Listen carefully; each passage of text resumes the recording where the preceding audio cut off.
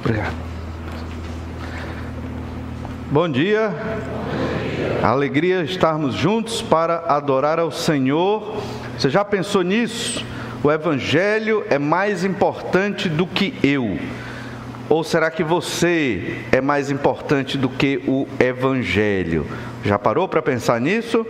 O apóstolo Paulo, ele está numa jornada rumo a Roma. Ele foi até Jerusalém. Ele sabia que seria preso em Jerusalém.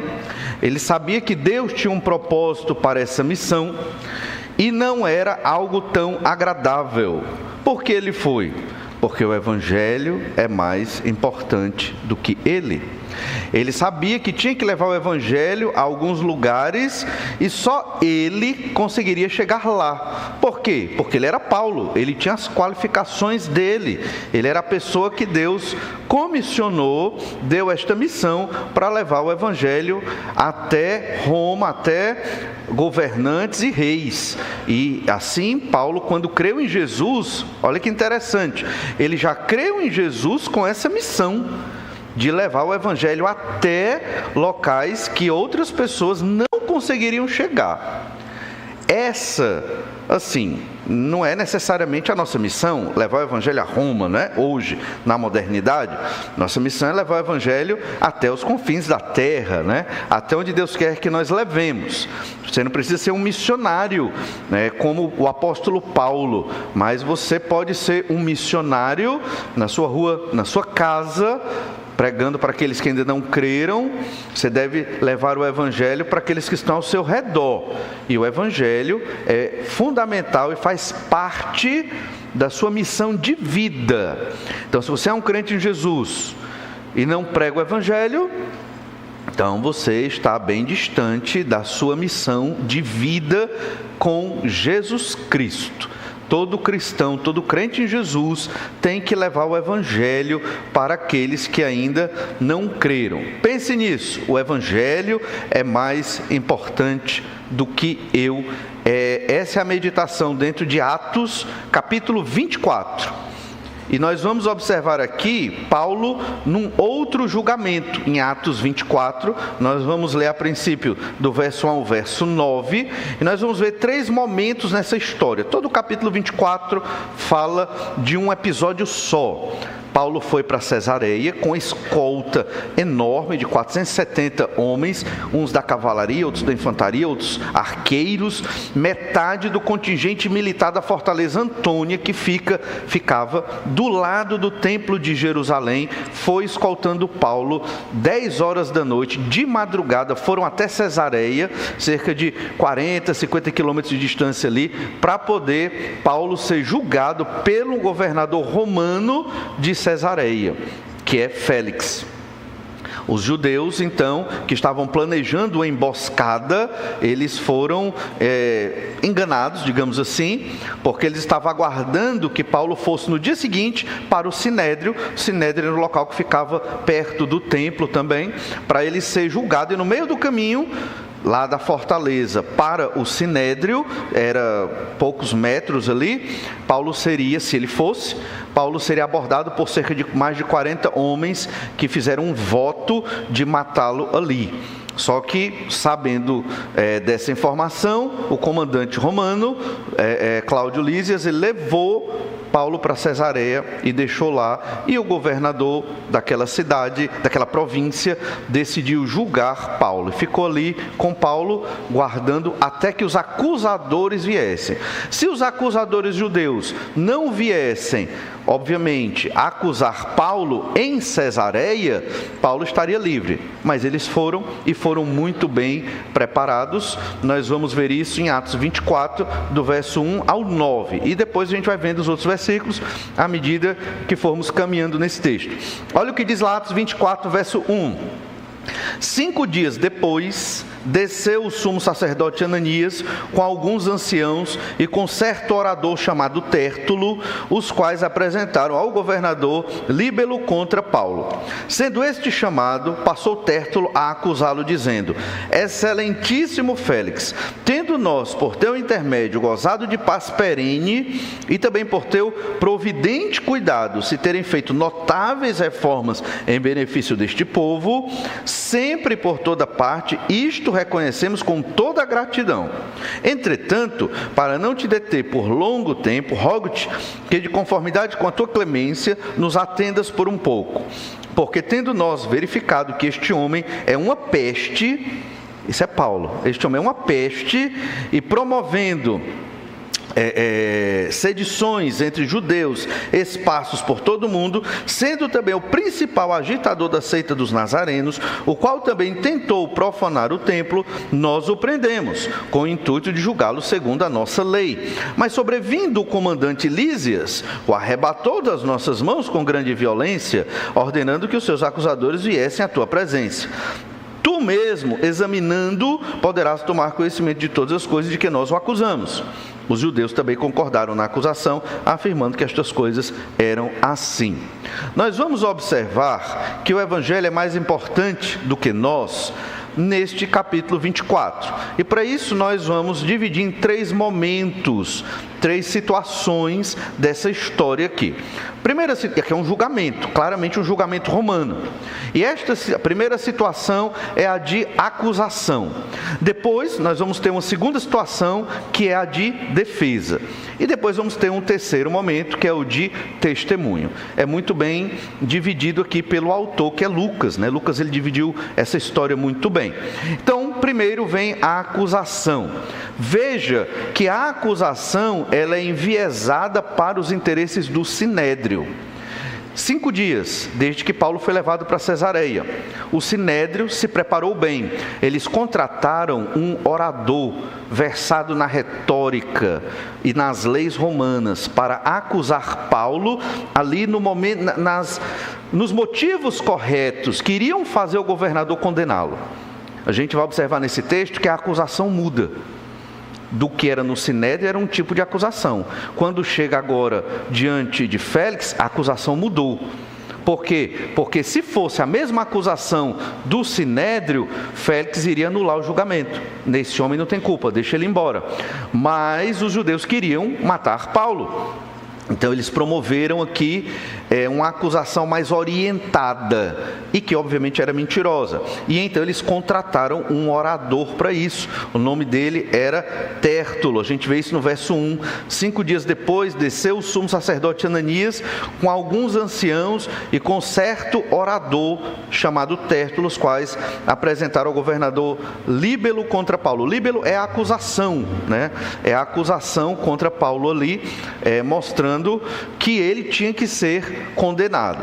E veja que na nossa leitura eles jogaram uma certa culpa sobre Lísias, o comandante, né? Nós iríamos julgá-lo e Lísias o tirou da nossa mão. Alguns fatos foram omitidos. A gente vai perceber que ele não refletiu tudo ali sobre a verdade. Mas no começo da acusação, e aqui é a acusação de Paulo, Félix era o governador, que funcionava como juiz ali também, magistrado, e ele iria julgar a questão de Paulo ali. Obviamente, Tértulo começa elogiando e falando muito bem de Félix, né? Falando coisas até que Félix realmente não fez. E isso a gente vê no verso 2. É o preâmbulo da acusação. Ele vai elogiando, exaltando para ganhar, né, a confiança do governador. Verso 2. Sendo este chamado, passou Tértulo a acusá-lo, dizendo, aqui ainda não é a acusação propriamente dita, é o início. Excelentíssimo Félix, tendo nós por teu intermédio gozado de paz perene. Na verdade, Félix não promoveu esta paz tão perene assim. E também, a gente vai ver depois por quê. E também por teu providente cuidado, se terem feito notáveis reformas em benefício deste povo. Na verdade, Félix, ele foi acusado de promover o crescimento de alguns bandidos na região da Judéia, porque ele foi governador de Judéia e Samaria em outros anos. E esses bandidos mercenários foram utilizados por ele para assassinar o antigo sumo sacerdote, que não combinava muito com as coisas de Félix. O antigo sumo sacerdote, Jonatan, ele acusava Félix de alguns crimes. Então Félix usou esses criminosos que ele fazia vista grossa para matar o antigo sumo sacerdote, para que a Judéia, Samaria, Galileia ficasse mais sobre o seu poder, porque o sumo sacerdote estava se opondo a ele. Isso é registrado tanto por Tácito, historiador romano, como por Joséfo, outro historiador da época. Então Félix não era um pacificador, ele era um político corrupto. Lembra que o irmão dele, Palas, tinha acesso ao imperador, ele era um conselheiro do imperador. Então Félix tinha muitos privilégios por conta disso. Palas, conselheiro tanto de Cláudio como do próprio Nero posteriormente. Então Félix não era tudo isso que Tértulo está dizendo, Tértulo está bajulando para poder conquistar a confiança do juiz ali, no caso o governador da província. E diz ainda, Atos 24, verso 2: e também por teu providente cuidado, se terem feito notáveis reformas em benefício deste povo, verso 3: sempre e por toda parte, isto reconhecemos com toda a gratidão. Pois é, ele realmente promoveu o assassinato do antigo sumo sacerdote. Então, já falamos bastante sobre um pouco acerca de Félix, mas é importante destacar que ele governou Galileia, Samaria, Judéia e a Pérea no ano 52 a 59 depois de Cristo. Ele foi escravo da filha de Marco Antônio, mãe do imperador Cláudio, e depois foi liberto. Ele conseguiu elevar-se na sociedade romana por conta do seu próprio irmão, que foi muito influente naquele período. Joséfo relata que durante o mandato de Félix agravou-se o surgimento de bandidos sediciosos e Félix conspirou para que o sumo sacerdote Jonatas fosse assassinado por esses bandidos. Isso é registrado na história da antiguidade ali. Então, o elogio de Tértulo foi extremamente falso, bajulador, mas na corte romana era assim mesmo, o juízo não era assim tão imparcial, mas era realmente para quem tinha poder, influência, você conquistava a sua causa. As coisas não eram tão limpas e transparentes assim. E os judeus, inclusive o sumo sacerdote Ananias, que fora secretário de Jonatas, o antigo sumo sacerdote, assumiu na interinidade ali. Ananias, ele contratou este orador. A retórica, ela tem muito disso. O profissional da retórica, ele não busca a verdade, ele busca a argumentação. E o que é a argumentação? É persuadir o auditório do meu ponto de vista. Não importa se o meu ponto de vista é a verdade ou não. A retórica trata disso. Então, o que importa é que eu faça o meu auditório, os meus ouvintes, acreditar no que eu estou dizendo. Entende? Então, era o que Tértulo estava fazendo. E os judeus o contrataram para fazer isso. E Tértulo manipulou a história para que isso acontecesse. Agora vem a acusação propriamente dita contra Paulo. Olha Atos 24, verso 4. Olha o que diz Atos 24, 4. Entretanto, para não te deter por longo tempo, rogo-te que de conformidade com a tua clemência nos atendas por um pouco. Porque tendo nós verificado que este homem é uma peste, primeira acusação, Paulo é uma peste. Segunda, promove sedições entre os judeus, espaços por todo o mundo, sendo também o principal agitador da seita dos nazarenos, ele era um agitador, e quarto, o qual também tentou profanar o templo. 4 acusações aqui.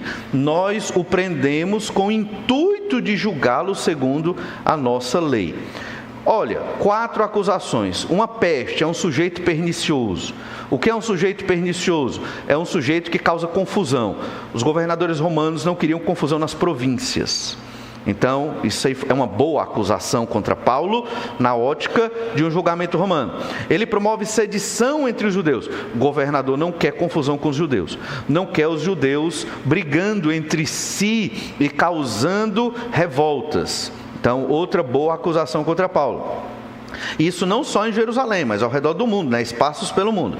Ele é o principal agitador da seita dos nazarenos, né? Então ele é um agitador, ele tem uma seita, ou seja, judeus, agitador, vão trazer revolta, vão dar trabalho para o governador romano e problemas na província. Eles não querem isso, né? E ele tentou profanar o templo. Talvez não pareça aos nossos olhos, mas profanar um templo para um romano, um governador romano, para a lei romana, era passivo de pena de morte. Era passivo de pena de morte. Então, foram as acusações que Tértulo colocou contra Paulo. Quais foram as acusações que os judeus colocaram contra Paulo? Atos 21, verso 28. Compare. Atos 21, verso 28. Gritando: israelitas, socorro! Este é o homem que por toda parte ensina todos a serem contra o povo, contra a lei, contra este lugar. Ainda mais introduziu até gregos no templo e profanou este recinto sagrado. 4 acusações: contra o povo, contra a lei de Moisés, contra o povo de Israel, contra a lei de Moisés e contra o templo. E, obviamente, profanar o templo está incluído na terceira, então, digamos, não são 4, mas 3. 3 acusações. Essas 3 acusações, se fosse para o julgamento romano, elas não teriam validade.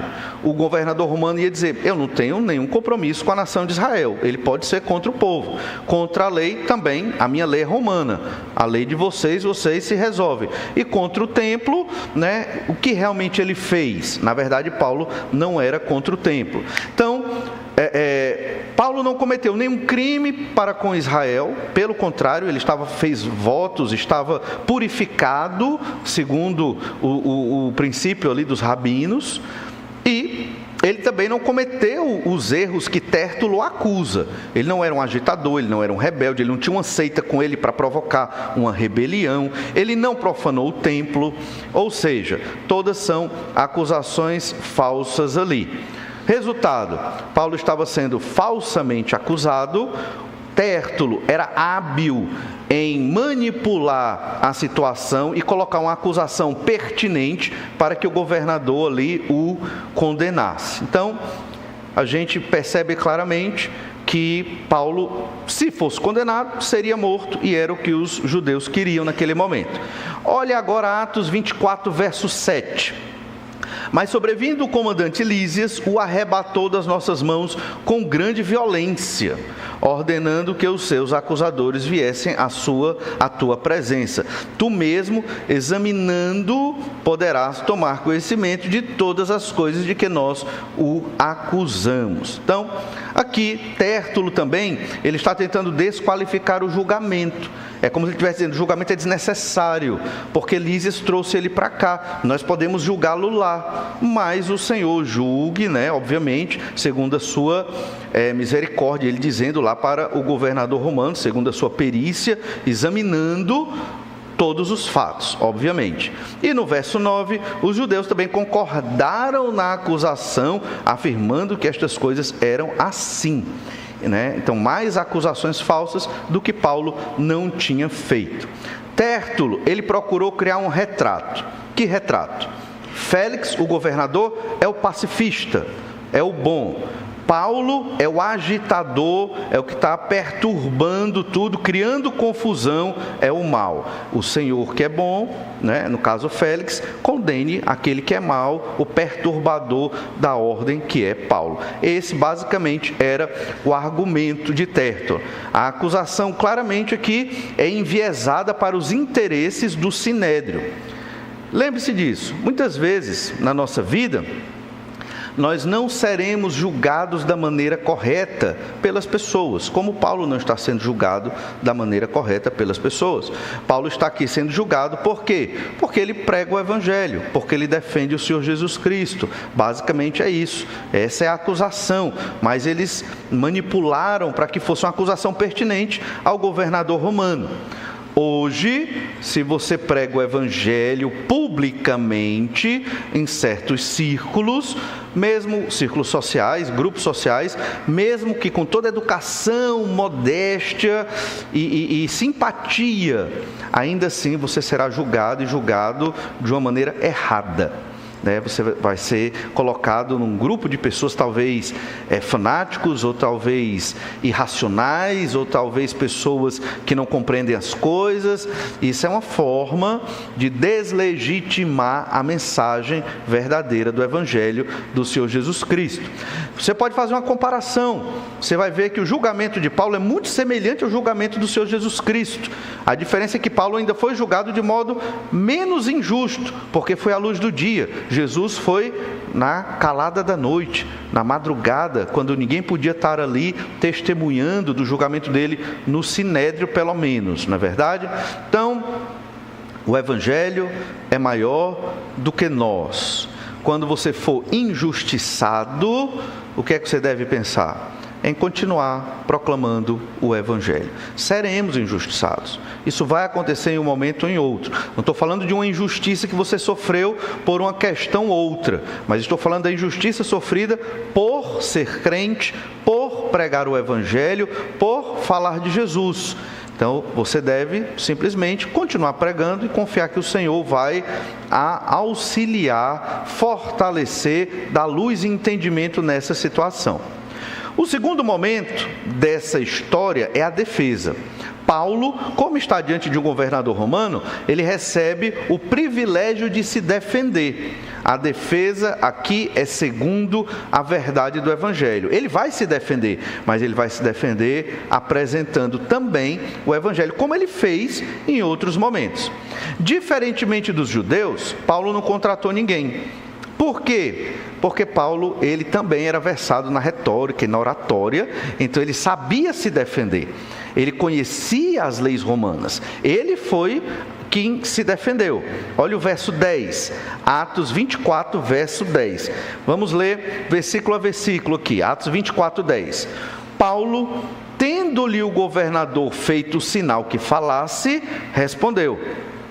Então veja, ele nem pediu, o governador mesmo deu oportunidade. Era um julgamento relativamente imparcial. Então, fez o sinal, agora sua vez. E ele mesmo fala: sendo que há muitos anos és juiz desta nação, sinto-me à vontade para me defender.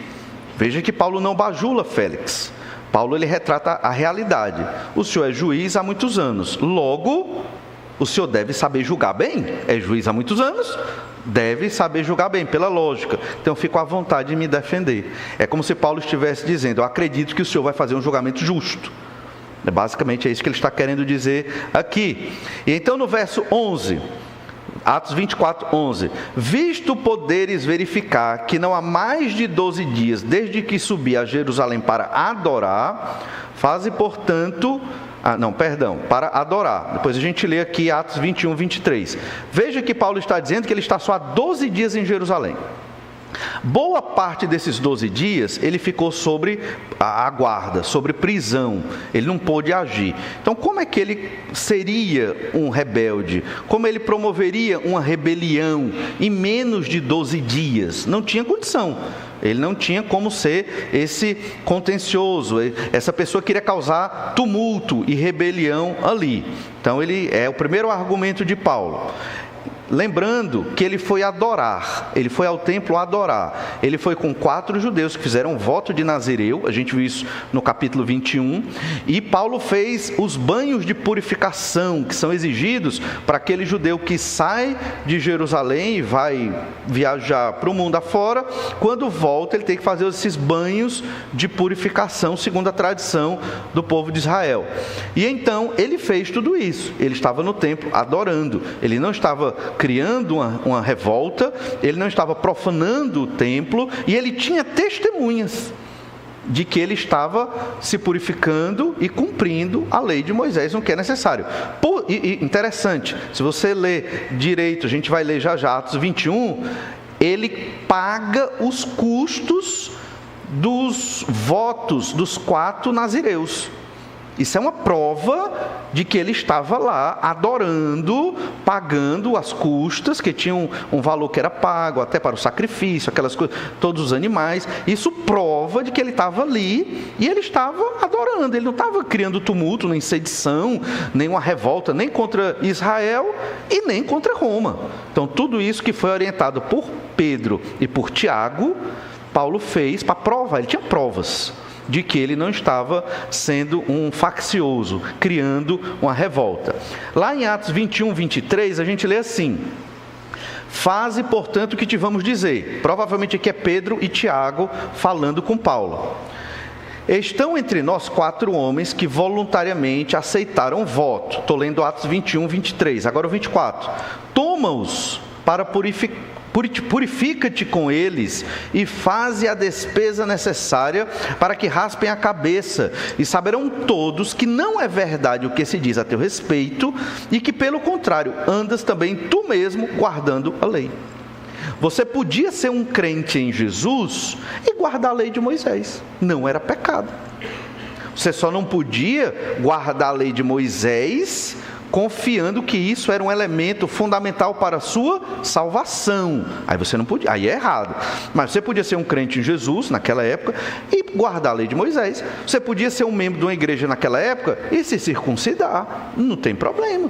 Como você podia ser um crente gentil e não se circuncidar, também não é problema. Havia as 2 possibilidades ali. O erro era confiar na lei para a salvação. Paulo, ele guardava a lei de Moisés para não escandalizar os seus irmãos judeus, para não criar confusão.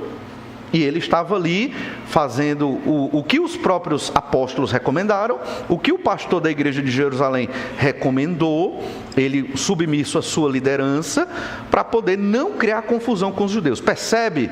Foi o que ele escreveu em Romanos 14, 15, 1 Coríntios 8 e 10, os capítulos, exatamente sobre eu me abster de certas coisas por amor aos irmãos. É exatamente o que ele está fazendo aqui, para mostrar que ele não é nenhum faccioso, nenhum contencioso e não quer prejudicar Israel. Ele quer só pregar o evangelho e pronto. Olha Atos 24, 12. Paulo continua na sua defesa, que é, o primeiro argumento é que ele foi a Jerusalém para adorar. Passou só 12 dias, dos 12 dias, boa parte ele estava preso. Então, que revolta foi essa que ele criou? Ele não deu tempo, né? Então, outro argumento, Paulo não foi ao templo para discutir ou amotinar o povo. Atos 24, 12. E que não me acharam no templo discutindo com alguém, nem tampouco amotinando o povo, fosse nas sinagogas ou na cidade.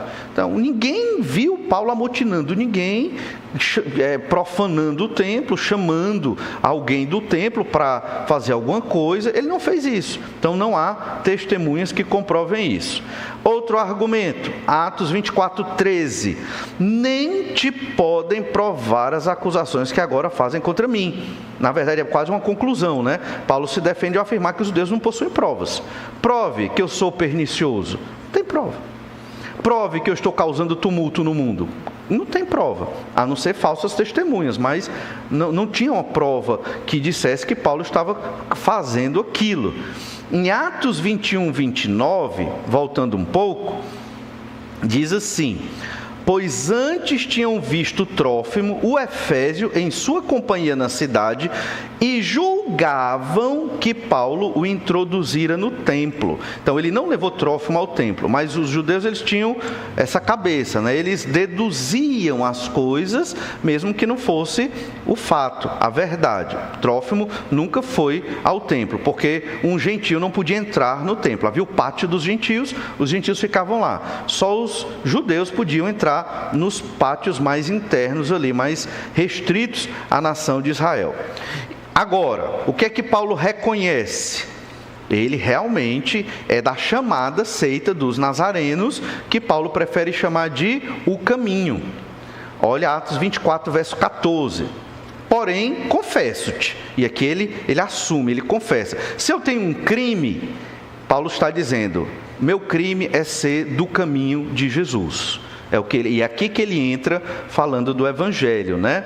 Porém, confesso-te que segundo o caminho, a que chamam seita, assim eu sirvo ao Deus de nossos pais, acreditando em todas as coisas que estejam de acordo com a lei e nos escritos dos profetas.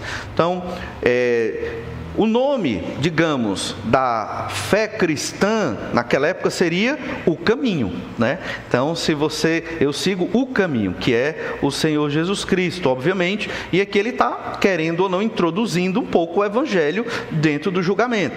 E Paulo diz, olha, eu estou seguindo aqui a mesma fé de Israel, a fé dos pais. Quem são os pais? Abraão, Isaac, Jacó, Judá. São os pais, né, os patriarcas principais. Estou seguindo a fé dos pais.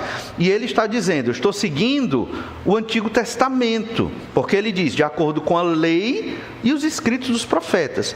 O judeu dividia o Antigo Testamento em 3 partes.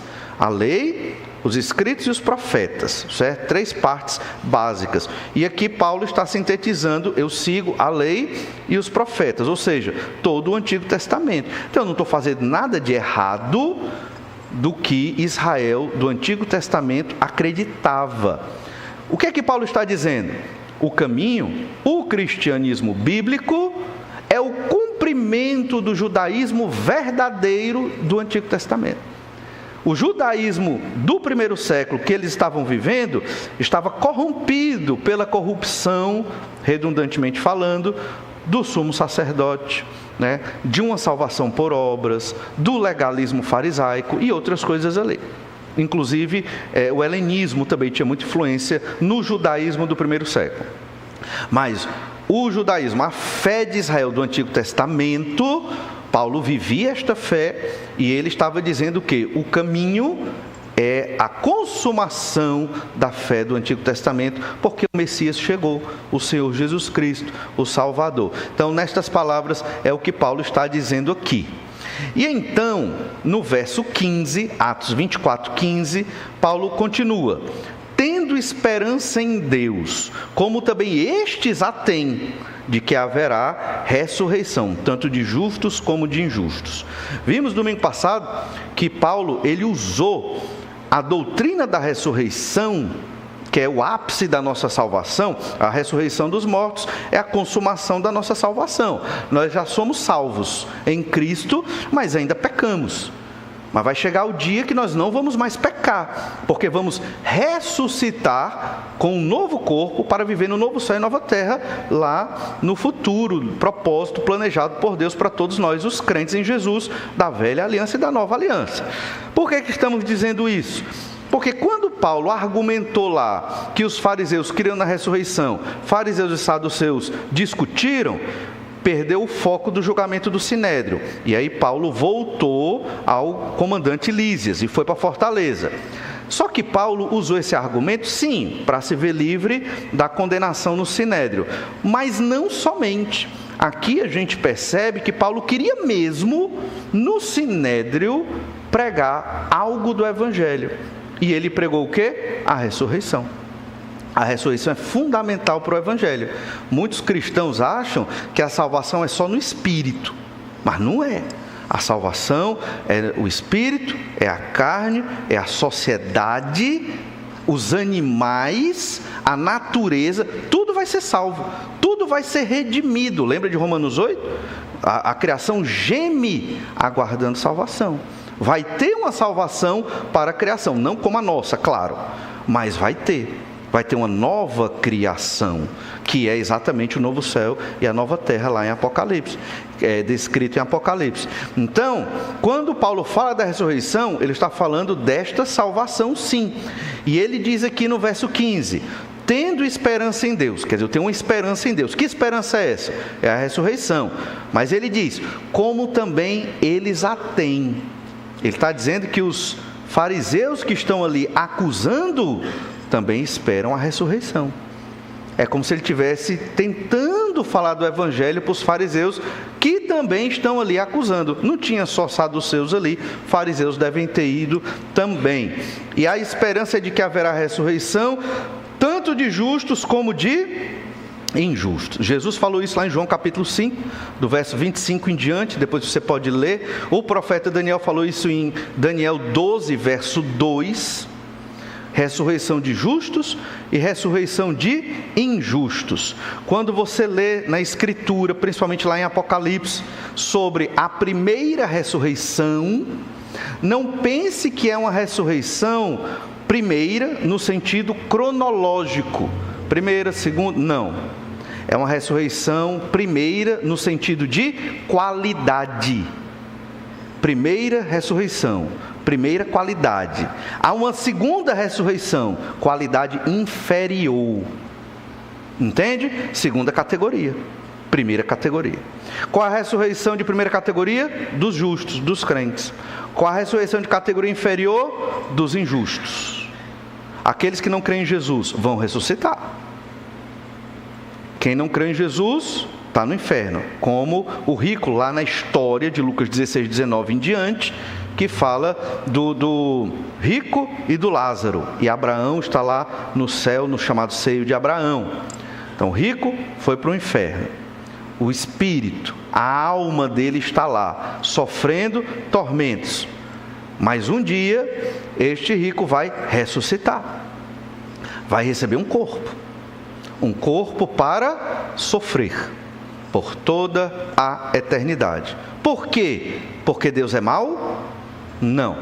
Porque Deus é justo e este homem, ele feriu a santidade de Deus com seus pecados. E a santidade de Deus é algo que a gente não brinca, não fere e respeita extremamente, porque é um negócio muito, muito sério. A santidade do Senhor, nosso Deus. Então, Paulo está introduzindo o evangelho aqui para Félix, para aqueles judeus, para Tértulo e para quem estiver ali assistindo esse julgamento, dizendo: se eu tenho um crime, eu confesso, eu sigo o caminho. A fé do Antigo Testamento, dos patriarcas, da lei de Moisés, eu sigo esta fé. O caminho que é, ele nem falou o nome de Jesus, mas o caminho já pressupõe que é Jesus. Eu tenho esperança em Deus, esse é o meu crime, Paulo dizendo para Félix, esse é o meu crime, eu tenho esperança em Deus. E essa esperança é a ressurreição de justos e de injustos, ou seja, vai ter uma condenação. Viu como ele sintetizou tudo? Vai ter uma condenação. Aqueles que não crerem em Jesus, aqueles que não seguem o caminho, eles vão ressuscitar para a perdição eterna. É interessante que a gente não aprende muito sobre essa segunda ressurreição, mas é importante. Então, o ápice da salvação e da condenação é a primeira e a segunda ressurreição. Para nós crentes em Jesus, isso é uma bênção. Porque não por sermos bons, nem merecedores, nem religiosos, nem inteligentes, nada disso. É pela graça de Deus, pelo sacrifício de Jesus, nós fomos abençoados e podemos entender que no dia que partirmos, nós não vamos ser almas vagantes, né? Não vamos ser assim. Nós vamos ser corpos ressurretos, melhores do que os de hoje, para viver toda a eternidade. É o Evangelho, e Paulo enfatiza isso no seu julgamento. Veja, o Evangelho é mais importante do que eu. Paulo está sendo condenado aqui. Ele está se defendendo. E na sua defesa, ele aponta os erros do ataque, né? Os erros do que estão condenando ele, e ele ressalta o Evangelho da ressurreição. É assim que devemos fazer. Das pessoas nos atacarem, nós podemos até apontar algumas incongruências ou incoerências, mas o cerne da nossa fala tem que ser o Evangelho de Jesus Cristo. Quando nós formos atacados, maltratados, injuriados e qualquer outra coisa que alguém fale contra você, você deve sempre colocar o Evangelho de Jesus, porque aquele seu inimigo pode vir a crer e a ser salvo. Lá em Atos 23, 6, nós lemos ainda, Atos 23, 6, Sabendo Paulo que uma parte do sinédrio se compunha de saduceus e outra de fariseus, exclamou: varões e irmãos, eu sou fariseu, filho de fariseus, no tocante à esperança e à ressurreição dos mortos, sou julgado. Então veja que no julgamento do sinédrio, ele fala da ressurreição, no julgamento romano, ele fala da ressurreição. O Senhor Jesus Cristo, ele também foi julgado no sinédrio, ficou calado. Também foi julgado pelos romanos, Pôncio Pilatos. Ficou calado, falou poucas palavras, mas só dizendo: olha, você só tem autoridade porque ele foi dada do céu. Se não fosse dada do céu, você não teria autoridade nenhuma sobre mim aqui. Jesus falando para Pilatos e eu parafraseando aqui.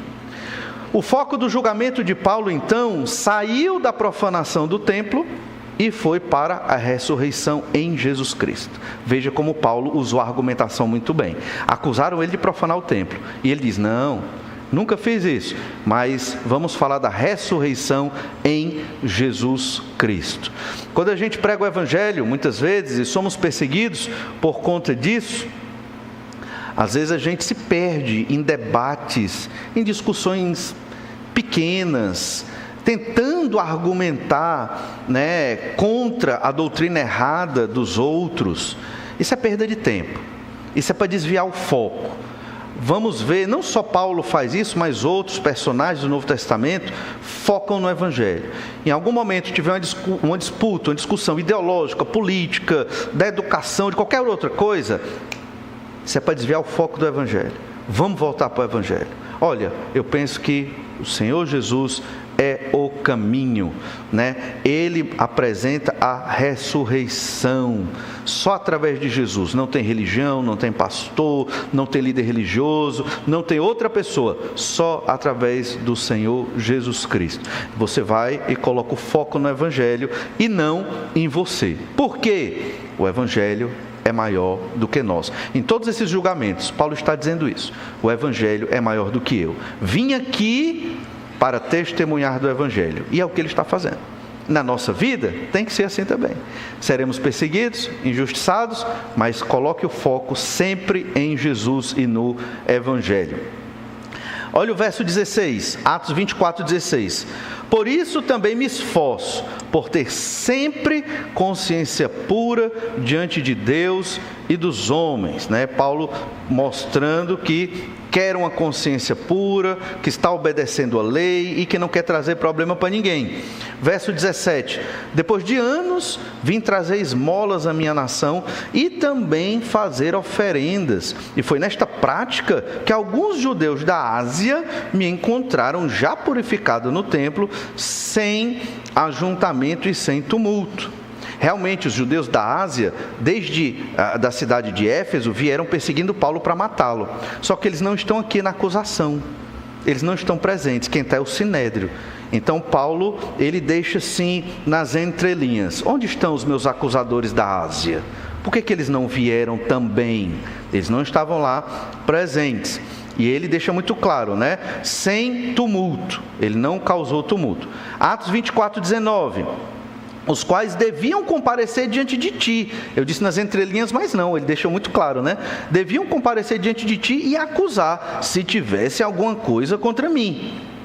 Ou, verso 20, ou estes mesmos digam, que iniquidade acharam em mim, por ocasião do meu comparecimento perante o Sinédrio, salvo estas palavras que clamei, estando entre eles, hoje sou eu julgado por vós acerca da ressurreição dos mortos. Então, se eu sou condenado, que eu seja condenado por isso, por falar da ressurreição. Outro crime eu não tenho. A defesa de Paulo é segundo a verdade e o Evangelho. Mesmo acusado, mesmo perseguido, o Evangelho foi o foco. Lembremos disso. O Evangelho é maior do que eu. É maior do que você. A nossa missão é glorificar a Deus proclamando o Evangelho do Senhor Jesus Cristo, no nosso trabalho, na nossa vida, para os nossos familiares, em todos os momentos. Não permita que o egoísmo humanista tome de conta de você. E você viva o Evangelho como se você fosse o centro. É o que acontece muitas vezes, Somos crentes e vivemos o Evangelho como se nós fôssemos merecedores e o centro desse evangelho só para receber, quando na verdade o evangelho é o foco da nossa missão para a glória de Deus. Vamos orar, pedir que o Senhor nos abençoe. Ajuda-nos, ó Pai, a viver segundo a Tua palavra. Obrigado, Senhor, pela vida do apóstolo Paulo, que nos ensina que mesmo em momentos difíceis, de falsas acusações, de prisão, nós devemos colocar a Tua palavra, a missão que o Senhor nos deu, em primeiro lugar. Ajuda-nos a ter esse entendimento e a sermos igreja assim, proclamando o Teu Evangelho àqueles que estão perdidos, inclusive aos acusadores e inimigos, sempre falando, ó Pai, da esperança que temos em Ti, a ressurreição. Te agradeço por tudo e te peço que o Senhor nos dê esta sabedoria. Em nome de Jesus é que oramos. Amém.